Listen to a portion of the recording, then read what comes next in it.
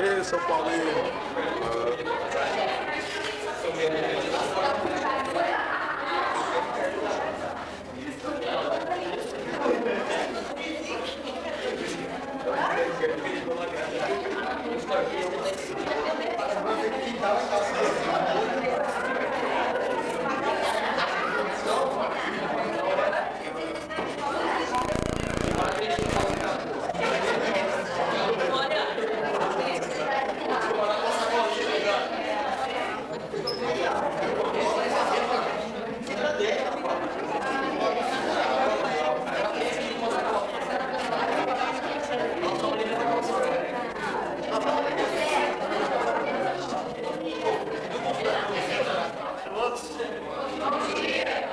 Vejo que os senhores são uma classe sorridente.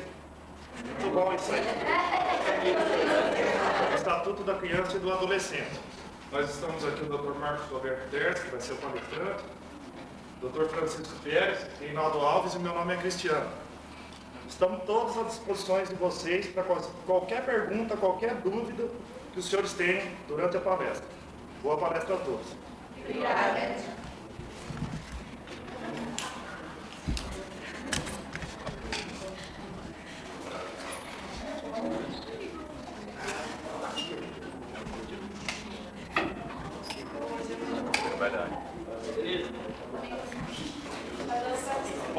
Bom dia a todos. Bom dia. Meu nome é Marcos.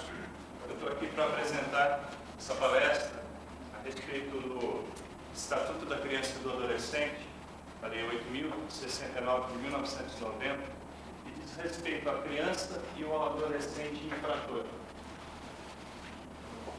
Em 1929 foi criado o Código do Menor, que trazia alguns privilégios e alguns direitos a respeito desse assunto tão importante e tão intrínseco à nossa atual Constituição Federal, que é a criança e o adolescente. Dizia o artigo 5º da Constituição Federal, em um de seus incisos: são direitos fundamentais do ser humano. Direito, após o nascimento, que se faz presente tanto no ramo civil, como nos ramos penais, trabalhistas e demais áreas de direito. Só para esclarecer, não havia algumas restrições penais àquela época. Tão somente haveriam direitos e deveres do Estado para com aquela criança, para com aquele adolescente. Mesmo sendo infratores, não havia legislação especial que presidisse, que lhe amparasse no momento de sua punição. Punição essa entre aspas. Punição que se destaca das punições que o Código Penal prevê. Não seria uma punição, não seria uma restritiva de direito, seria mais um tapa, um encaminhamento de volta ao trilho. Bom, se durante seu crescimento o processo de elaboração do ser humano se desviou daquele trilho que nós juristas chamamos de ideal de paz, ideal de bem social, se durante esse processo um adolescente, uma criança se desviar e passar a se tornar uma ameaça tanto à sociedade em comum como para a família e para si mesma, ela deve ter todo um encaminhamento e um amparo que lhe coloque de volta naquele caminho certo. Portanto, algumas das normas que veremos a seguir não se tratam de punições, não se tratam de restritivas de direito. Seriam normas socioeducativas que educariam o adolescente e a criança infratora a se posicionarem num rol melhor dentro da sociedade. É claro que o adolescente e a criança infratora nem sempre têm dentro de si o germe do crime. Às vezes isso vem do berço, vem da família, vem do encaminhamento que ele foi condicionado e que foi condicionado pela própria família. Às vezes o pai e a mãe força a criança a ir para o semáforo trabalhar, força ele a trabalhar desde cedo. A título de exemplo, a gente vai ter a consolidação das leis do trabalho que previne e impede o trabalho do adolescente antes dos 16 anos. Muito antes disso, o pai e a mãe já encaminham essa criança para o mercado de trabalho. Às vezes pior, às vezes forçam a criança a se prostituir. Bom, comentários à parte, vamos entrar dentro do ramo do direito brasileiro, que melhor tratava até 1988. Esse ramo, chamado direito constitucional, com força máxima regida pelas normas estatuídas sobre a Constituição Federal de 1988, trazia algumas sutilezas a respeito da punição do menor infrator. Entretanto, apesar de mencionar que o menor de 18 anos será inimputável para efeitos de punição, e mencionar que somente a legislação especial poderia tratar desse assunto, não havia ainda legislação especial. Somente com o advento da Lei 8.069 de 1990, que introduziu o Estatuto da Criança e do Adolescente, houve o amparo por legislação especial dessa criança e desse adolescente. E frise-se, não está ali para punir, está para aplicar uma medida socioeducativa que lhe coloque de volta aos trilhos, que lhe conduza ao bem maior, ao progresso da sociedade e ao todo da humanidade. Bom, esta lei superou, em grande parte, alguns paradigmas e alguns mitos, dentre os quais destaco que adolescente e criança infratora não teria punição, que adolescente e criança infratora que fizesse alguma coisa de errado não ia preso. Bom, para questionar isso, a gente tem essa instituição socioeducativa, tanto no estado de São Paulo como no Rio de Janeiro, chamada FEBEM, que está aí já há um bom tempo, tentando fazer aquilo a que foi destinada, mas não consegue. Não consegue, eu digo por quê. Pode passar. A FEBEM, apesar da origem dela ter sido a ideia de que aquela instituição seria a instituição que corrigiria as atitudes e as ideias de um menor infrator, não serviu bem para isso. Serviu tão somente para o menor fazer uma pós-graduação, uma entrada no mundo do crime. Ele saía da rua, onde tinha cometido um pequeno delito, isso antes do advento da Lei 8.069, um pequeno delito que já era encaminhado para a FEBEM por falta de legislação especial, por falta de medida socioeducativa mais branda, que se adequasse ao caso, que trouxesse não o mal, não a punição, a sanção, mas a reestruturação dos paradigmas, daquilo que estava errado dentro da cabeça e da vida daquele adolescente, daquela criança infratora. De imediato, através do Código do Menor, redigido em 1929, portanto, um código redigido para lidar com a realidade social de 1929, não poderia se adequar à atualidade, à sociedade contemporânea. Entretanto, era usado. E com isso, quem praticava um pequeno furto, a primeira vez já era encaminhado para a FEBEM. Na FEBEM, nascia e se desenvolvia o germe da criminalidade.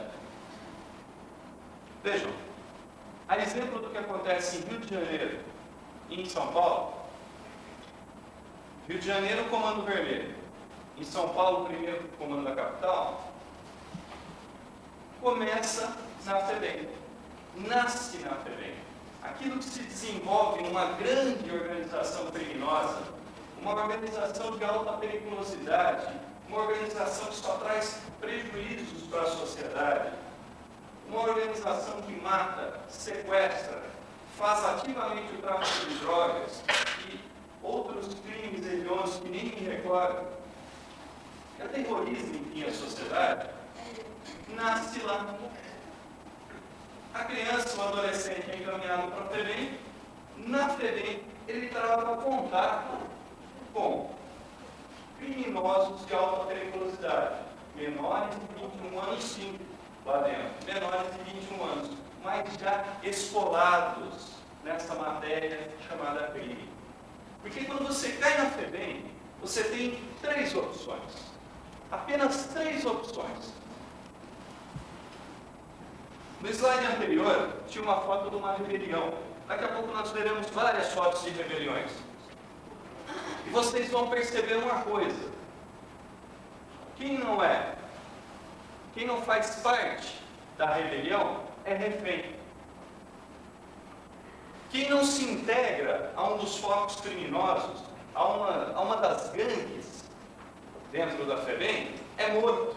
Na próxima rebelião, ele é pego como refém e é assassinado pelos próprios colegas internos, ali na frente. Daí se destaca 2 opções.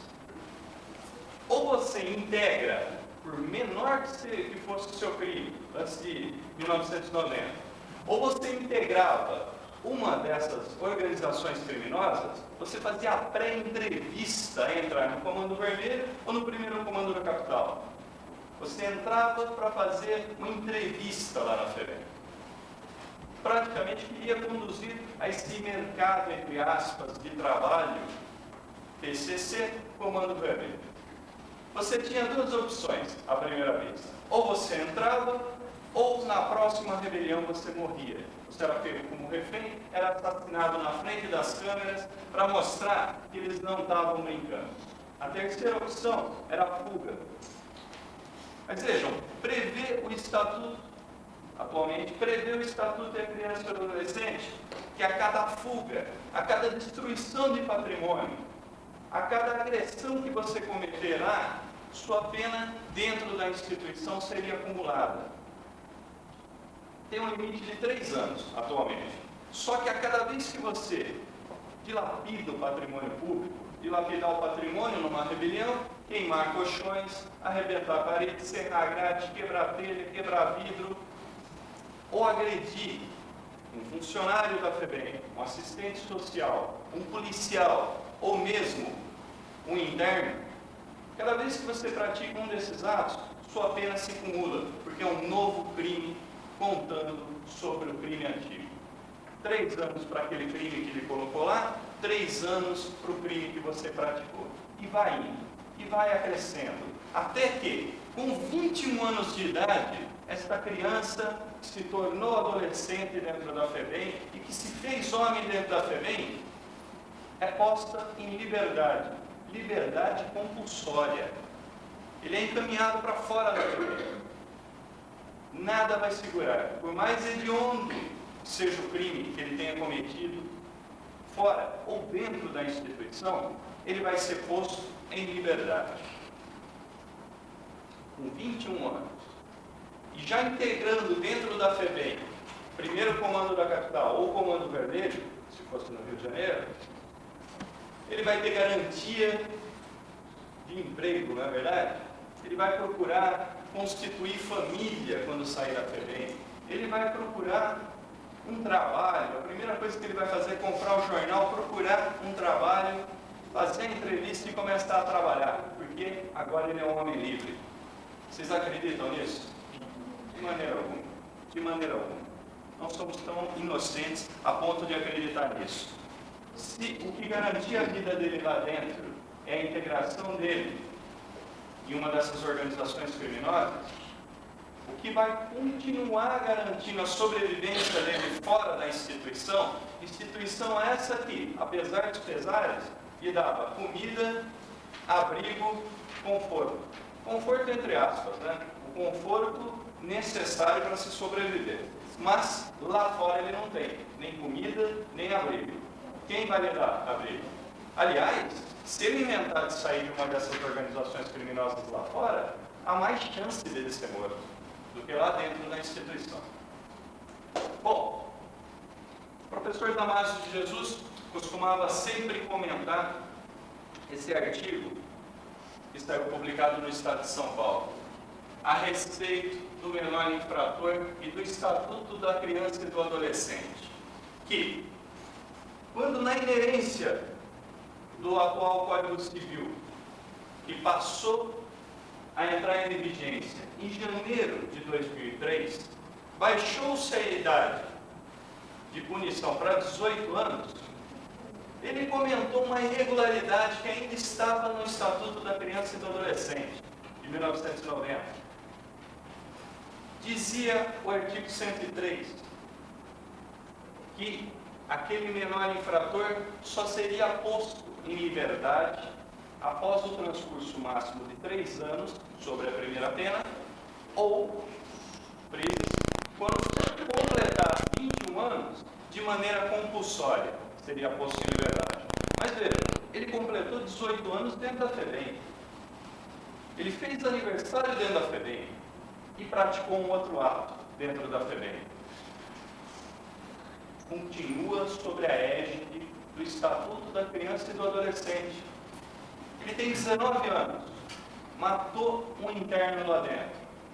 Ele não é passível de punição, como qualquer detento, qualquer criminoso, a ser encaminhado para um presídio, para uma cadeia pública? Sim, seria passível. Não obstante, continua sobre a égide da lei do Estatuto da Criança e do Adolescente, até completar 21 anos. Então, eu diria que após os 18 até os 21, ele faz o doutorado da criminologia. Ele faz a pós-graduação do crime lá dentro. Ele já tem capacidade punitiva. Ele já tem a capacidade de compreender que aquilo que ele fez é errado em todos os sentidos. E mesmo assim, ainda há o Estatuto da Criança e do Adolescente apoiando esse interno. Apoiando, diga-se de passagem, restringindo a aplicação maior das penas, trazendo atenuantes a um crime. Se uma pessoa que pratica um homicídio doloso, maior de 18 anos, pode ser condenada a até mais de 20 anos, o menor só pode 3.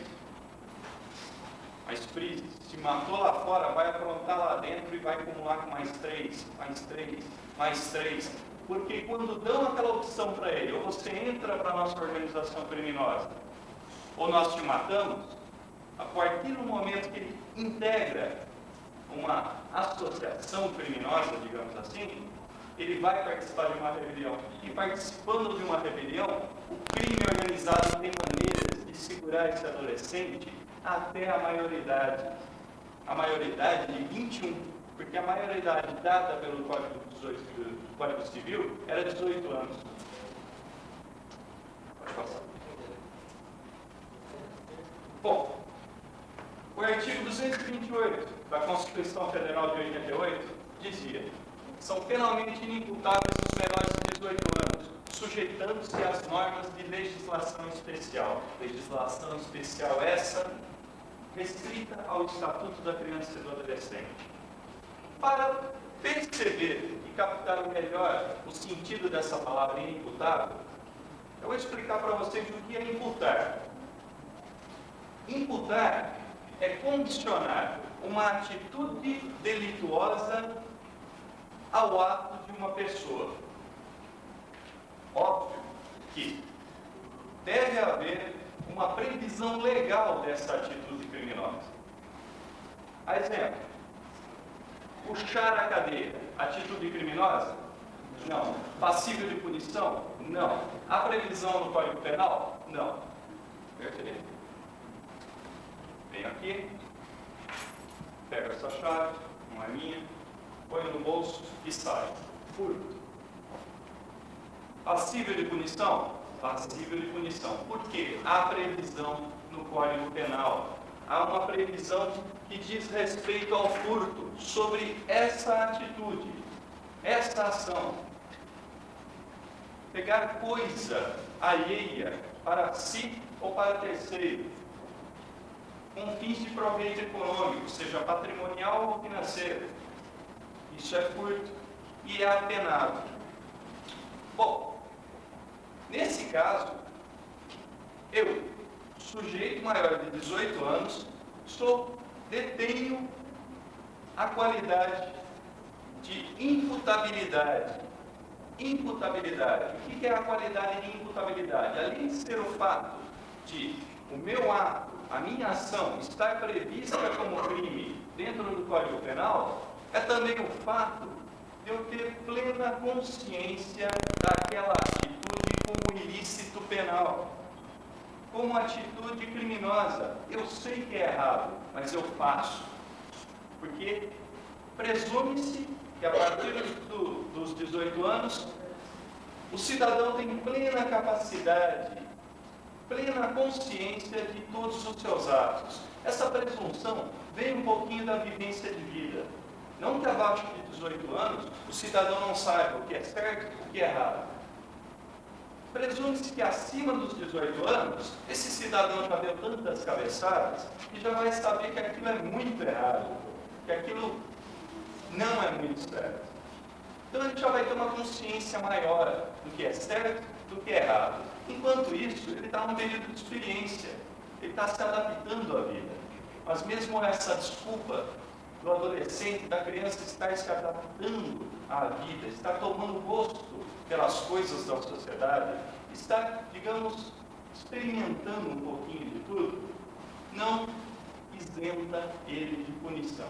Punição é a palavra até errada para se aplicar à criança ou ao adolescente, uma medida socioeducativa. Inimputabilidade é a qualidade do menor de 18 anos. Inimputabilidade é a qualidade de, se existir uma previsão legal para o furto, não ser adequada ao adolescente, não ser condicionada ao adolescente, porque ele é inimputável. Dizia o artigo 228, são penalmente inimputáveis, penalmente, do Código Penal. Todas as previsões que estão no Código Penal, desde um simples crime de furto, até um homicídio, ou até a legislação especial, legislação de tóxicos, não são imputáveis ao adolescente, ao menor infrator.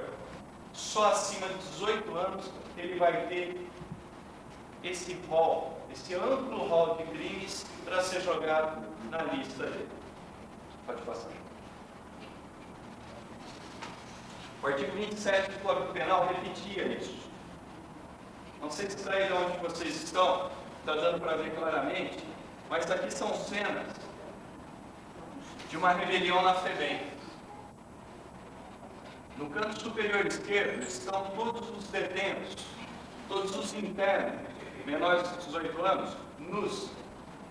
No canto direito inferior está a tropa de choque da PM, fazendo a revista deles. Ali no canto também, outra foto, uma outra rebelião. Apesar de existirem direitos constitucionais que protegem muito mais o menor infrator, a periculosidade deles, dentro da FEBEM, é a mesma que de um detento de presídio. Talvez mais. Porque atrás do brilho da inocência, do brilho jovial, esconderia um punhal. Atrás daquela perplexidade dos primeiros anos, talvez se ocultasse a intenção de matar, de roubar. Não por, digamos, instinto, mas talvez por necessidade. Por instinto de sobrevivência, eu diria. Porque antes de mais nada, o ser humano quer sobreviver. Faz parte do instinto dele. O ser humano quer fugir, quer viver em liberdade, quer viver bem. É parte do instinto, mas em grande parte, como nós veremos, foi condicionado pela própria família ou foi marginalizado pela sociedade que não lhe deu chance de subsistência. Vamos pegar esse exemplo. O adolescente pratica o furto. Artigo 155 do Código Penal. Ele pode pegar de 1 a 4 anos de reclusão, mais o pagamento de multa dele. Para o adolescente, não se aplica isso. Se aplica no máximo meses ou 1 ano de internação na FEBEM. Mas antes da internação na FEBEM, passaremos a um rol mais extenso de punições, de medidas socioeducativas. Passaríamos antes pela repreensão, por um acompanhamento do Conselho Tutelar, por um período de observação, como veremos a seguir, para depois chegar à internação. A internação só em último caso, porque a sociedade já tomou consciência que não sabe lidar com os menores infratores quando dentro da FEBEM.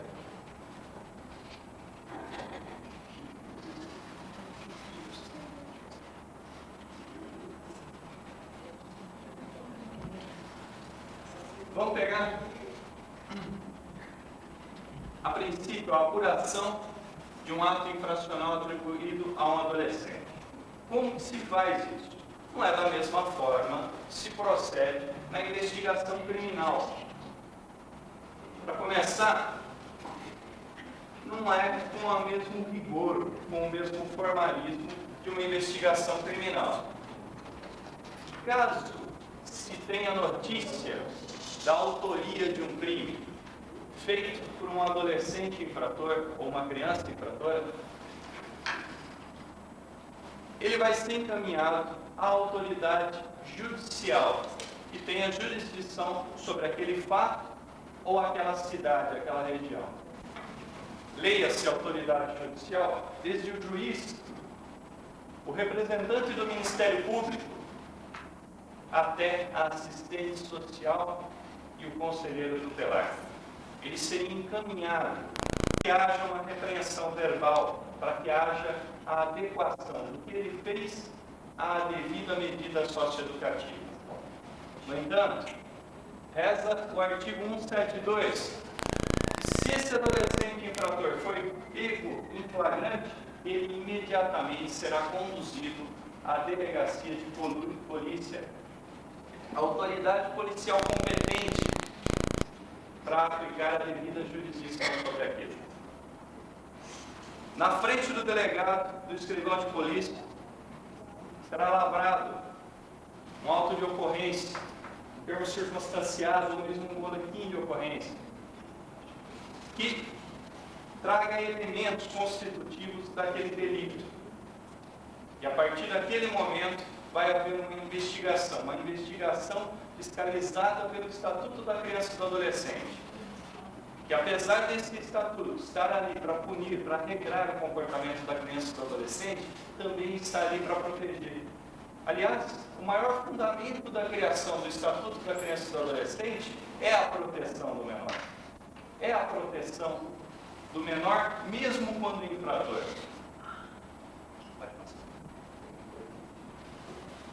Bom, há um procedimento próprio para a apuração desse crime, há um procedimento elaborado sobre as normas do Estatuto da Criança e do Adolescente.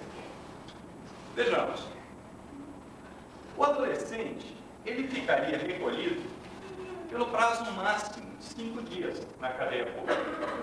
Se não, ele seria liberado antes mesmo do transcurso desses 5 dias aos responsáveis legais pelaquela criança. pais, os irmãos, os avós, os curadores. Quem deter a guarda daquela criança infratora ou daquele adolescente infrator teria a responsabilidade de cuidar dele a partir daquele momento em que ele esteve recolhido na cadeia pública. Tanto é que o responsável assinaria um termo de responsabilidade. Termo esse que induz as consequências da atitude do adolescente para ele também.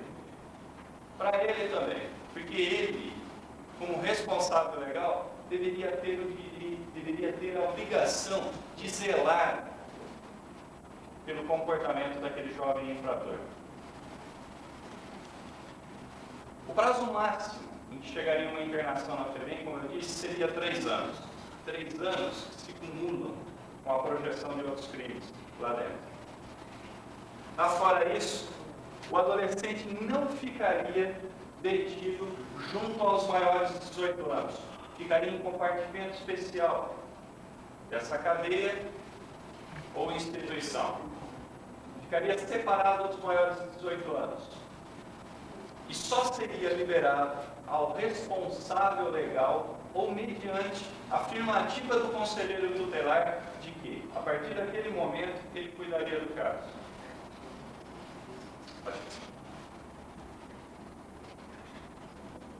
Bom, o artigo 179 diz: apresentado ao adolescente, o representante do Ministério Público, no mesmo dia, à vista de auto de apreensão, boletim de ocorrência ou relatório policial devidamente autuado pelo cartório judicial e com informação sobre os antecedentes do adolescente, procederá imediata e informalmente à sua oitiva e, sendo possível, de seus pais ou responsável, vítima e testemunhas. Bom, isso no âmbito da autoridade judicial, o Ministério Público, o promotor, ele vai ouvir o responsável, vai ouvir as vítimas, vai ouvir testemunhas e, inclusive, proceder ao inquérito, à inquirição do menor infrator. Perfeito. Isso, naquele instante, não é deixado para outro dia, não é deixado para outra semana. No dia da apreensão do menor, ele já é encaminhado para a autoridade judicial. E se for pego em flagrante, vai ficar detido na cadeia pública. Nesse caso, se teve a notícia de um fato delitivo e foi levado ao conhecimento do Ministério Público. O Ministério Público requeriu tudo isso. Inclusive, informações policiais, dos próprios policiais, da autoridade competente, que procedeu à prisão do adolescente. O artigo 180 fala de algumas providências, que o representante do Ministério Público poderá ter a partir do momento em que tomar conhecimento de todos os fatos que envolviam aquela criança, aquele adolescente infrator. Ele pode promover o arquivamento dos autos, se verificar que não há motivo para continuar com o processo judicial, um procedimento que talvez o encaminhasse direto à FEBEM, talvez o delito dele não fosse tão grave e requisitasse uma punição mais severa, uma repreensão verbal, uma medida socioeducativa mais branda foi suficiente. Ele promove o arquivamento dos autos. Ele pode conceder, se verificado que não há culpa daquela criança, daquele adolescente infrator, mediante prova e mediante oitiva de testemunhas, ele pode proceder à remissão, ao perdão judicial. Nesse caso, ele sai de lá com a ficha limpa, sendo primário ainda. E, caso verificada a culpa, ele pode representar aquele adolescente, aquela criança infratora, à autoridade judicial e aplicar uma medida socioeducativa. Caso lhe fuja a alçada, como lhe foge uma punição mais severa como a internação, só deve se aplicar em último caso, ele encaminha para o juiz, e é o juiz que sancionará essa pena. E, pelo prazo que ele decretar, esse adolescente vai ficar lá. Agora, que coloque ele lá 6 meses na FEBEM. Quantas opções ele tem lá dentro? 3. Ou integra uma das organizações e passa a ser reincidente em qualquer um dos crimes que eles praticarem lá dentro. Ou morre, ou foge. Se fugir, está sendo reincidente, crime de fuga. Mais 3 anos. Se voltar, vai acumular a pena. Opção 1A. Pode passar. Está dando para ver aí fundo? Uma cena de rebelião, um assistente social tentando negociar a liberdade de alguns detentos, de alguns internos. Ali tem um menor infrator, convidando ele para um churrasquinho. Ele tem um espeto na mão, né? Lógico que ele está negociando calmamente, porque afinal de contas aquele espeto está guardado, não está apontado para o assistente. E o assistente está tentando negociar a liberdade dos próprios internos. Internos esses que ele cuida no dia a dia. Internos que se recusaram a fazer parte de alguma organização criminosa, ou que vacilaram lá dentro, ou que deixaram de cumprir algumas, entre aspas, obrigações lá dentro. Esses internos são mantidos como reféns, para que eles consigam privilégios, para que eles consigam maiores chances de liberdade, talvez até antes dos 21. E o assistente está tentando negociar essa liberdade. Não é fácil. Vocês estão vendo que eu acho que a vida desse assistente social não deve ser uma coisa muito fácil de lidar, deve ser uma constante pressão, deve ser uma constante medo de que isso estoure a qualquer momento, porque a FEBEM nada mais é do que uma bomba acesa, um pavio aceso. Então isso pode explodir a qualquer momento, como no mês que vem, como no ano que vem, nunca se sabe a hora do estouro de uma rebelião. Mas ele está ali cumprindo o papel dele. Pode passar. Bom, das medidas socioeducativas que eu frisei até agora, começaria por uma simples advertência. Advertência essa que não é tão simples, que pode ser o Ministério Público aplicando, ou mesmo, como eu vi lá em São Carlos, durante uma audiência, um juiz aplicando essa medida socioeducativa. Uma advertência que valeu como castigo eu diria até traumatizante. Não que esse juiz tenha violado algumas garantias constitucionais daquele menor no momento da advertência. Isso eu não vi. Eu estava presente lá. Mas que foi deveras traumatizante foi para aquele menor e eu duvido que ele reincidiu no crime dele. A obrigação de reparar o dano se dá como eu disse um tempo atrás, sobre o crime de pichação. Uma mera infração penal, uma mera contravenção penal. O adolescente pichou o muro e ele tem a medida socioeducativa de reparar o dano causado. Ele vai ter que ir lá e pintar o muro. Pinta e repara o dano. Talvez ele tenha quebrado alguma coisa, um muro, uma grade, ele vai ter a medida socioeducativa de ir lá e reparar o dano causado ao patrimônio público ou ao patrimônio de terceiro. Prestação de serviço à comunidade. Nesse caso, começam os crimes um pouquinho mais pesados. Mas mesmo essa pessoa que vai prestar serviço à comunidade ainda não praticou uma tentativa ou um homicídio. Porque veja, a prestação de serviços à comunidade é o encaminhamento desse jovem infrator a uma entidade, um hospital, um asilo, um lugar onde ele poderá ser útil, trabalhando em prol da própria sociedade que ele tentou lesar. É lógico que haverá uma restritiva. Como eu disse no começo da palestra, a consolidação das leis do trabalho previne que o menor de 16 anos não poderá trabalhar. E dos 16 aos 18, só como aprendiz. Ou estagiário. Bom,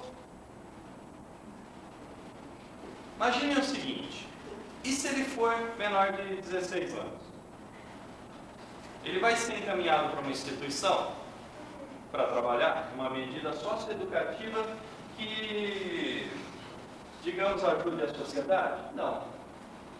Não vai ser, porque ele tem privilégios dentro da norma trabalhista.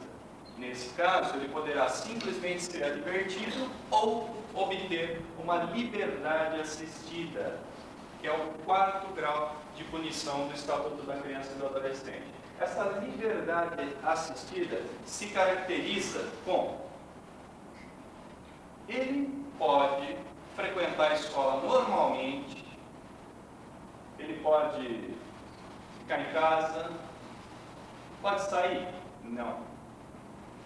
É da escola para casa, de casa para a escola. Ele tem restrição. E se precisar viajar, tem que pedir permissão para o juiz, mesmo com a família. Porque naquele momento, durante aquele período de observação, ele tem a liberdade dele assistida. Assistida por quem? Principalmente pelos representantes legais. Mas, em segundo plano, pelas autoridades judiciais. A polícia vai estar avisada sobre o comportamento daquele menor. Se ele for visto na rua, em horário em que ele deveria estar na escola, ele pode ser recolhido à prisão.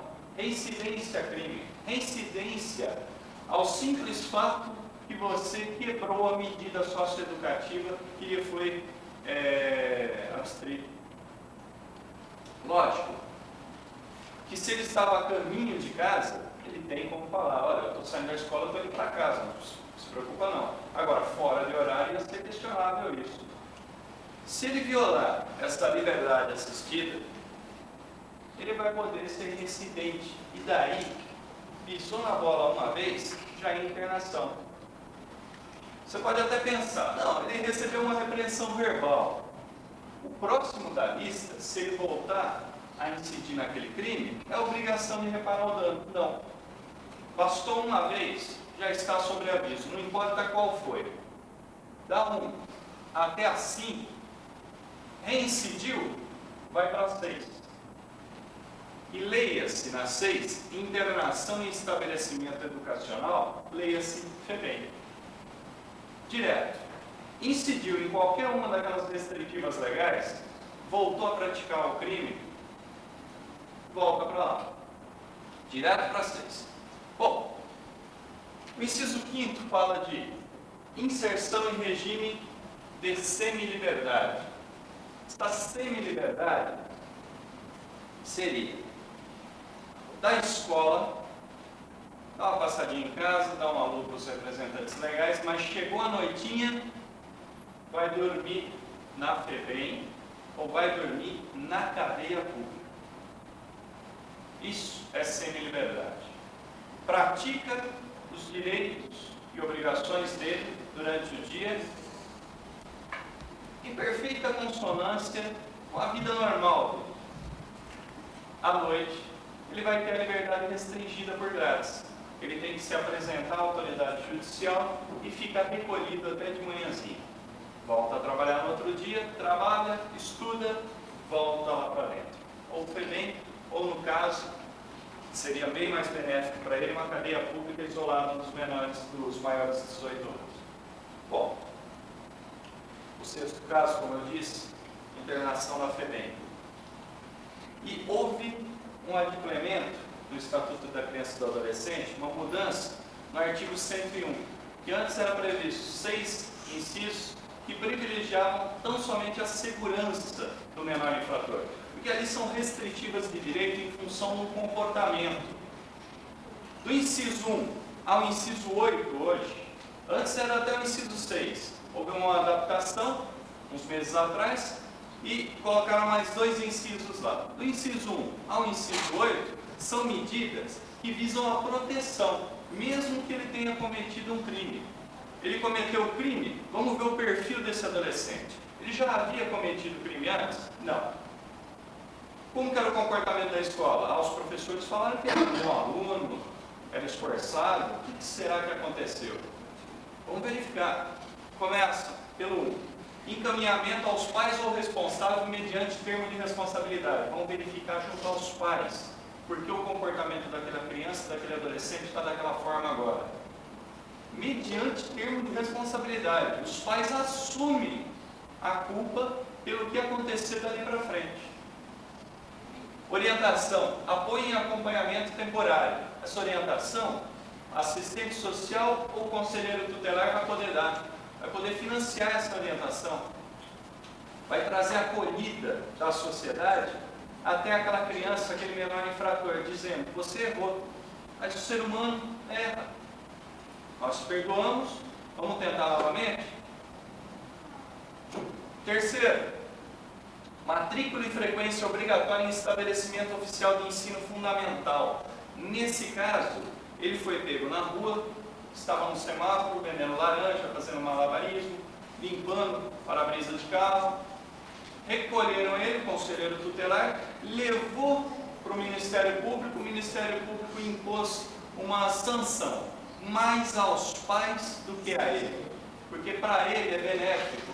Ele vai ser matriculado e terá que ter frequência obrigatória naquela escola. Se ele faltar, um dia o professor vai estar avisado, a diretora vai estar avisada e imediatamente vão comunicar ao Ministério Público que ele quebrou aquela medida socioeducativa. No caso, reincidente. E reincidente, vocês sabem o que acontece. Eu diria que se, em grande parte, os pais tiveram culpa nesse caso, seriam mais punidos os pais do que o adolescente. E talvez ele tivesse uma segunda chance nesse caso, antes da internação. Inclusão em programa comunitário ou oficial de auxílio à família, à criança e ao adolescente.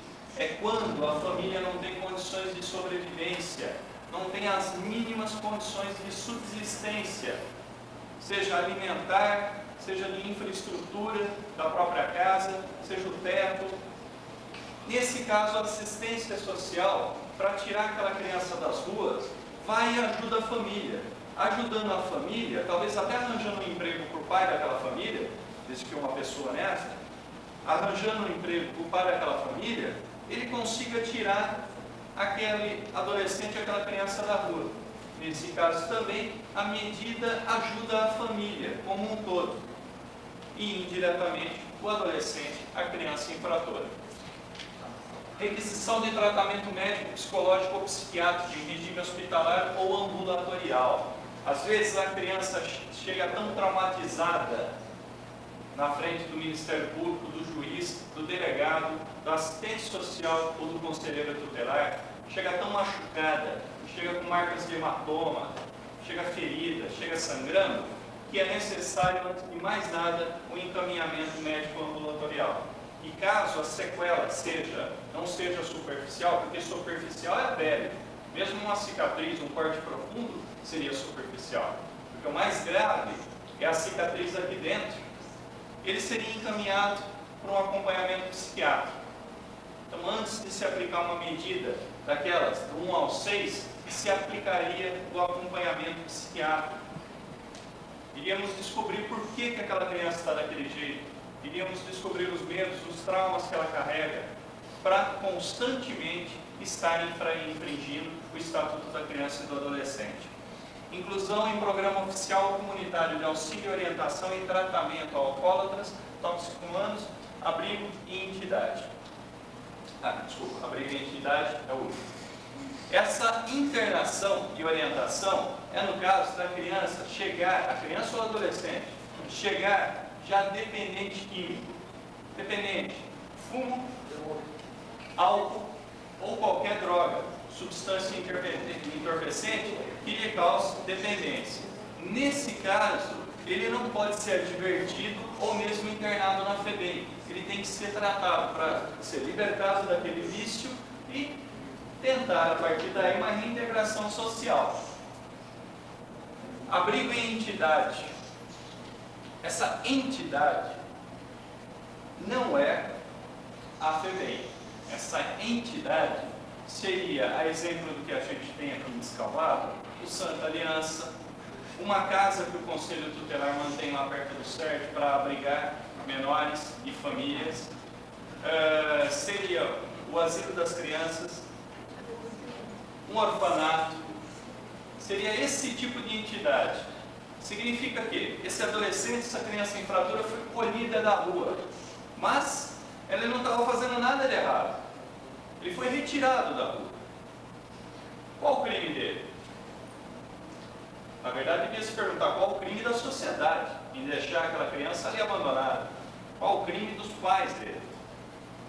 Como os pais não têm autonomia para cuidar daquela criança, daquele adolescente, ele é encaminhado para uma entidade que lhe forneça abrigo e talvez uma orientação profissional.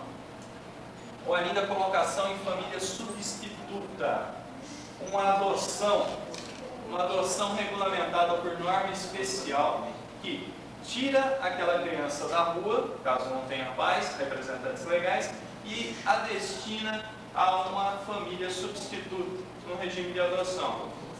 Ou mesmo tira ela dos pais que são mal influência, ou dos representantes que são mal influência sobre a índole daquela criança, e a encaminha para uma família que vai ajudar a cabecinha do adolescente e da criança infrator. Pode passar. Bom, lógico, se eu falei de um procedimento, eu tenho que oferir esse procedimento. Quais os elementos desse procedimento antes da punição ou antes de uma daquelas medidas protetivas da criança e do menor adolescente? Vejamos, não existem partes e sim interessados. Todos são interessados, todos. Desde o menor infrator, a família, a sociedade, a vítima. Todos são interessados na resolução do caso e na contenção daquela índole diabólica, daquela índole criminosa que aquela criança apresentou naquele momento. Não existe lide nem contraditório. Lógico, não é um processo. Não é com um maior de 18 anos que estamos lidando. Estamos lidando com uma criança, com um menor de 18 anos, um adolescente, que praticou sim um fato delituoso, mas praticou por falta de orientação. Nesse caso, não há um processo no sentido restrito da palavra, há um procedimento. O objeto é a tutela de determinado interesse e a proteção do interessado. O interesse é o bem social, a paz social. O bem do interessado é o próprio menor, é o próprio adolescente infrator. As sentenças que decidem o processo não fazem jus da julgada material, já que a medida socioeducativa pode ser substituída a qualquer tempo. Veja, coisa julgada é o processo, é a sentença judicial da qual não cabe mais recurso. Passou um prazo e já não cabe recurso algum. Foi julgada daquela maneira e não pode ser mais alterada. Foi condenado a 2 anos? É 2 anos, acabou. Nesse caso não há trânsito em julgado. O juiz aplicar uma simples repreensão verbal no adolescente, se daqui a 1 ano ele reincidir naquele crime, não há prescrição do crime. Porque para um maior de 18 anos, eu apliquei a pena uma vez, condenei ele a 2 anos de reclusão. Ele é recolhido, fica 2 anos. Quando ele sai novamente, o juiz fala assim: ah não, mudei de ideia, 2 anos é pouco. Você já saiu? Nossa, como passou rápido, mudei de ideia. 5 anos. Ele pode fazer isso? Não pode, porque já houve o trânsito de julgado. Ele não pode aumentar e o réu também não pode diminuir a pena, através do intermédio do advogado, de um recurso. No caso do adolescente, não existe isso. Aplicou a medida, ele fez de novo. O juiz volta atrás e fala: repreensão não dava certo.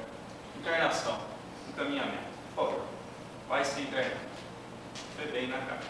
Bom, isso é mais comum do que vocês pensam.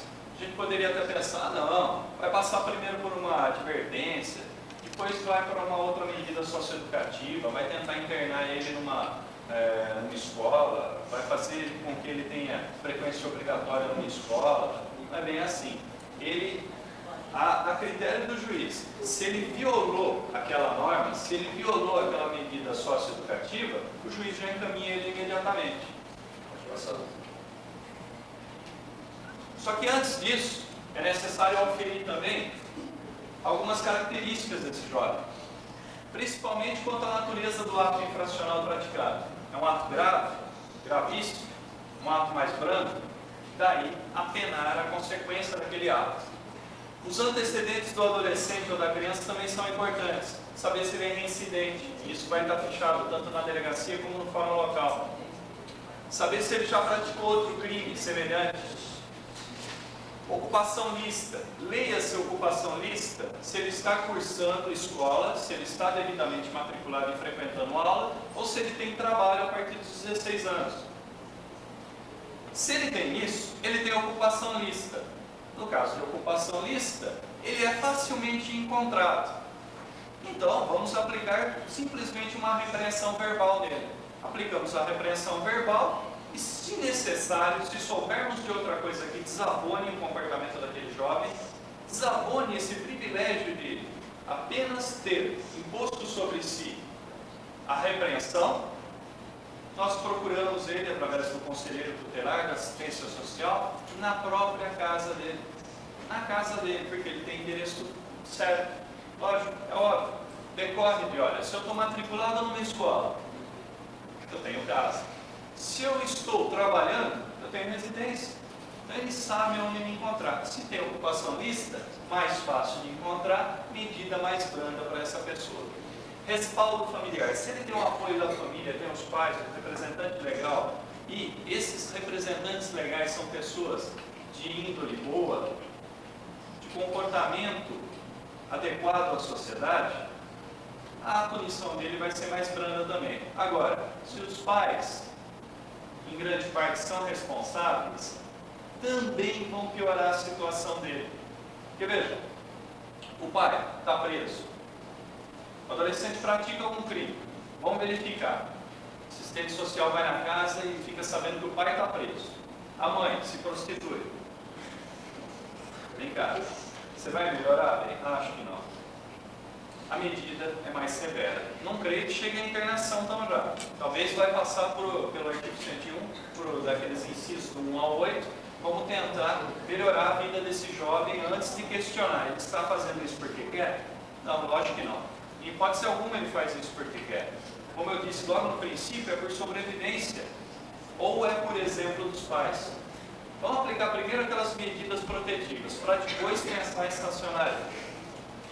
Avaliação de sua personalidade. É lógico que também há aquelas exceções que já chegam na assistência social ou no conselho tutelar, já agredindo os funcionários.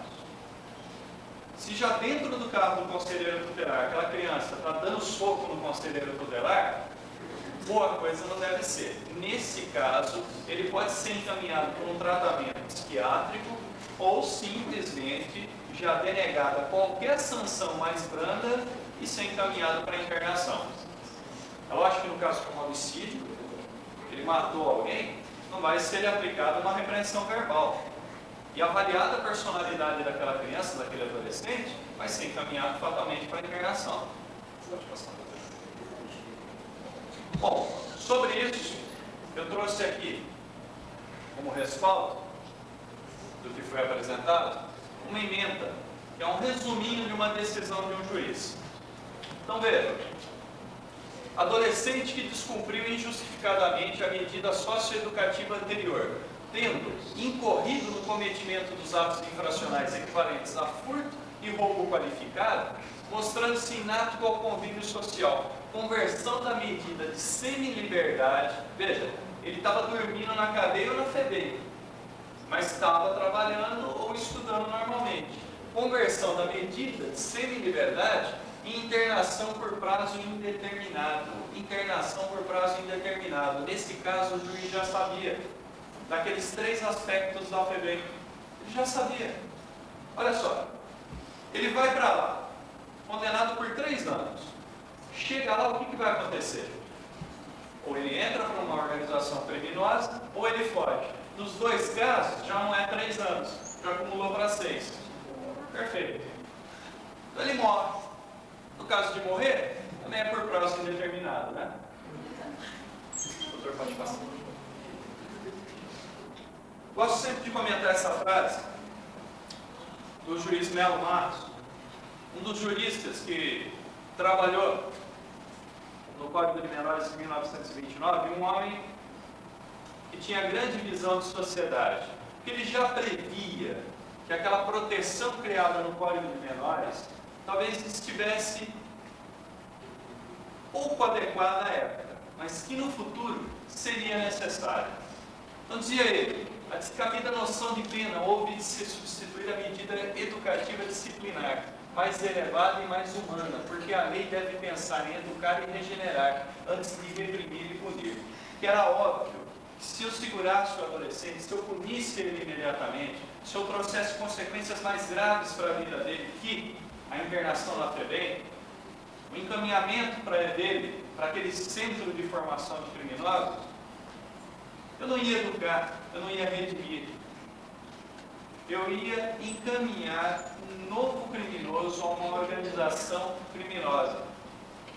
Se eu procurasse corrigir as falhas dele através de medidas socioeducativas que visassem tão somente o bem, também não seria o suficiente.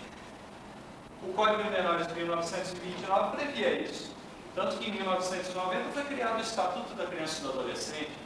Havia maiores chances ali para a criança e para o adolescente no Código de 1990. Mas o Código de 1929 não previa as punições que temos hoje, encaminhamento socioeducativo que tínhamos hoje. O juiz redator previu isso anteriormente, em 1929. Daí a ideia de que, se não reeducarmos aquele delinquente, aquele menor infrator, não teremos paz no futuro. O exemplo maior de que o Estatuto da Criança e do Adolescente não está para punir, não traz simplesmente sanções, restrições penais, é o artigo 19, que fala: toda criança ou adolescente tem direito a ser criado e educado no seio da sua família e, excepcionalmente, em família substituta. Olha o caso da adoção. Assegurada a convivência familiar e comunitária em ambiente livre da presença de pessoas dependentes de substâncias entorpecentes. Olha, isso é protetivo, isso é direito do adolescente. E tem ali mais uns 100, 150 artigos que caminham no mesmo sentido. Sobre punições, infrações, são pouquíssimos. Não existem outras. São aquelas que vimos aqui. O restante é protetivo. Então, qual a ideia do Estatuto da Criança e do Adolescente? Adequar o crime à punição, sabendo que a punição para o adolescente, para a criança, deve ser mais branda, porque tem ele a garantia constitucional de proteção dos seus direitos. Tem ele a garantia fundamental de viver sob o respaldo da família, do representante legal e da sociedade. É a sociedade que vai criar o lastro, o chão que essa criança vai pisar. Então não cabe à sociedade retirar esse lastro, retirar esse chão da criança. Cabe à sociedade dar os meios para essa criança, para esse adolescente, se reintegrar à sociedade, se por acaso, como eu dizia no começo, ele se desviou daquele trilho por um momento. Ele deve ser colocado novamente no trilho e reencaminhado para o bem maior. O bem dele, o bem de toda a sociedade. Por quê? Principalmente porque, no futuro, ele faz parte da sociedade, ele será a sociedade brasileira. Eu acho que FEBEM, instituições do porte da FEBEM, deveriam ser demolidas, postas abaixo. Não deveriam existir. O que deveria existir é um plano de contingência governamental, um projeto de lei que encaminhasse o menor infrator à instituição de ensino, à instituição de ensino técnico, o SENAI, o SENAC. Exemplo do que a gente tem aqui no UFSCar, São Carlos, porque o SENAI e o SENAC também não teriam alojamentos e manteriam à noite os menores infratores. E durante o dia, eles aprenderiam financiados por subsídios das empresas que requerem do governo segurança, das empresas que precisam o respaldo da segurança pública do governo e do próprio governo, de subsídios do governo, seriam mantidos aprendendo uma profissão dentro do SENAI, dentro do SENAC. daí então a FEBEM perderia utilidade. E com certeza aquele germe do crime organizado deixaria de brotar dentro da FEBEM. Porque estaríamos reeducando trabalhadores, cidadãos. Gente, o que eu tinha para passar para vocês é tão somente isso. Espero que tenha atingido o ideal da Ordem dos Advogados, da subseção de Escalvado. Agradeço a presença de vocês, como sempre foram muito educados. E se tiverem qualquer ocasional pergunta, podem fazer tanto a mim como aos meus colegas de mesa, que a gente vai responder com o maior prazer. Ok? Muito obrigado.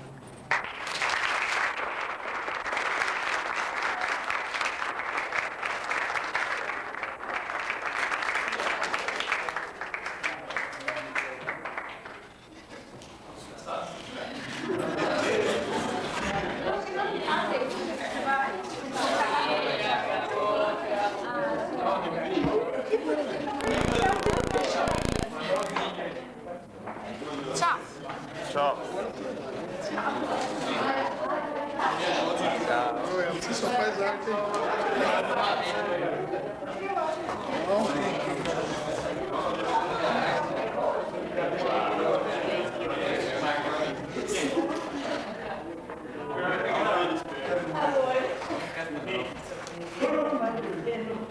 Oi, dona Angelita.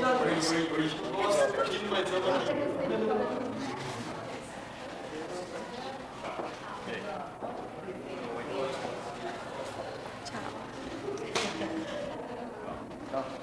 Tchau, gente. Tchau. Tchau. Estou aguardando você.